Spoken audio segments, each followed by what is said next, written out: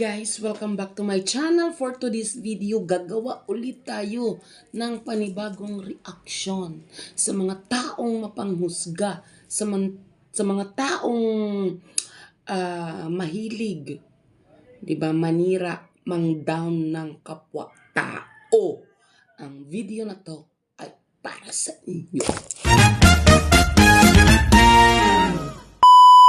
So for today's video, ayan. Actually daw, hindi ko lang kasi maintindihan. Bakit yung mga, of course, mga supporter yun ni Sir Paul for sure or ng PB team. Hindi ko lang maintindihan, bakit hanggang ngayon hindi nyo matanggap or hindi kayo makapag-move on sa mga nangyari before. Yung mga tao nga na involved doon, nag-move on na. Pero kayo, up until now, sinisira nyo pa rin si Krishna. Nauutusan ba kayo? For sure, hindi. Diba? Gusto nyo lang talaga makita na lugmok yung tao. Yun ang ikakatuwa nyo. Pero naman kasi, malabong mangyari yun. Kasi, marami pa din nakasuporta sa isang peking Koreana. Yung mga pinagsasabi nyo na panglalait sa kanya, pangmamak sa kanyang pagkatao, diba? Ang dali-dali niyong sabihin, walang katinik-tinik yung mga bibig niyo. Sana matinik kayo, charis lang, joke lang. Diba? Hindi naman kayo inaano yung tao.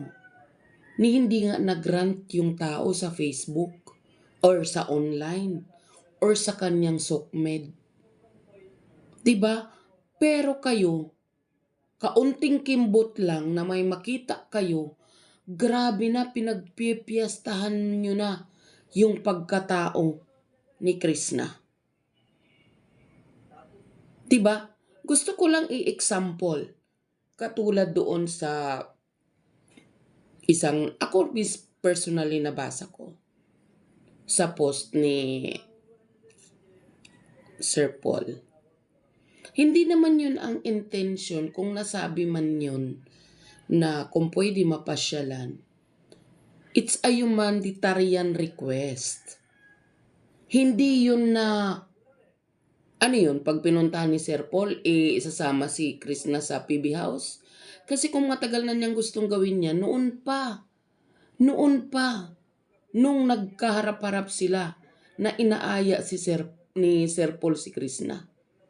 Hindi nga bumaba, di ba?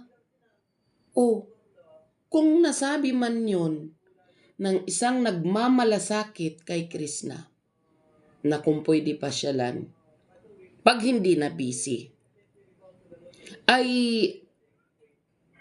ang dahilan nun ay ayaw nga kasi magpa-check up ng bata. Ang purpose doon ay baka sakali makunig kay Sir Paul or makonvince ni Sir Paul. Masama ba yun? Diba? Pag-aari nyo ba ang isang pugong biyahero para kontrolin nyo yung mga bagay-bagay? Ha? Bakit? May pamana ba sa inyo na ibinigay? Ang nangyayari kasi, akala nyo, kontrolado nyo na ang isang pugong biyahero. Hindi ko naman sinasabi na wag hadlangan, wag pumunta, ganun-ganun. Pero, the way you speak dyan sa comment section, paano nyo sagutin yung taong yun na nakikiusap, nagre-request? Akala nyo, pag-aari nyo na si Sir Paul? For sure, kahit anong gawin nyo dyan, may sariling pag-iisip si Sir Paul. Diba? Kung sa inyo mangyari, kayo ang nasa kalagayan ni Krishna. for sure lalapit pa rin kayo doon sa taong nakatulong sa inyo. Di ba? Si Krishna nga forever grateful na ganun ang ginawa ni Sir Paul sa kanya. Inahon siya. At, di ba, tinuruan kung paano mamuhay, kung paano umasenso. Pero kayo, hindi ko maintindi kung bakit patuloy niyong binababa ang pagkatao ni Krishna. Patuloy niyong hinahamak yung pagkatao niya. To the point, sinasali niyo na yung kanilang mga magulang. Sasabihin niyo, hindi mga PWD. Nak ng teteng, diba? Sino ba kayo para magsalita ng ganyan? Mayroon ba kayong mga ambag sa bawat isa? O yung pagiging pasmado lang ng mga bibig nyo? Ang ano nyo? Mahilig kayo gumawa ng kwento. Diba? Hindi kayo matapos-tapos and even Madam Yola. Grabe nyo hamakin. Yung mga sinabi nyo, yung sagot doon sa nagre-request lang na kung pwede bisitahin. Ikaw ang tanda-tanda mo na talaga. Pero ayaw mong irespeto yung sarili mo. Diba? May pagsabi-sabi ka, hoy, hindi tapos ng teleserye. Alam namin yun. Alam na mga followers yun. Kaya nga may personal na silang pag-uusap eh. Ano ka, ulyanin? Tanda-tanda mo na ayaw mo irespeto yung sarili mo para irespeto ka ng kapwa mo. Diba? Wala namang ginawa sa'yo si Krishna ah. Ba't hindi ka makamove on? Hindi naman kailangan magsalita ng kung ano-ano kung ayaw mo. Tsaka sino ka, kamag-anak ka ba? Mga kapatid nga hindi nagsasalita against kay Krishna. Pero ikaw na hindi ka kaano-ano, wala ka namang ambag sa bawat pagkatao ng bawat isa. Grabe ka magsalita. Grabe mo hamakin yung tao. Tingnan mo yung sarili mo. Kung karapat-dapat kang magsalita ng ganyan.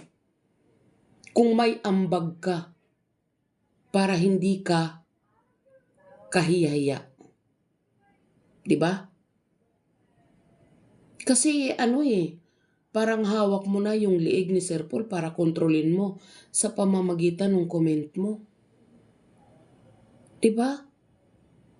Na kaya mong manduhan yung isang pugong biyahero. Diba? Tsaka kung makapanghusga kayo, kala nyo nakapatay yung tao. Yung nakapatay nga, may chance pang pinapatawad eh. Pero kayo, inggit kasi kayo. Inggit kasi kayo. Kasi kahit papano, maangat na ang buhay ni Krishna. Yun, hindi nyo matanggap. Dahil akala nyo, nung time na nangyari yun, akala nyo mananahimik na lang yung bata. Hindi na babangon, hindi na ipagpapatuloy yung kanyang nasimulan. Nagkakamali kayo. Kaya kayo, manigas kayo dyan. Diba?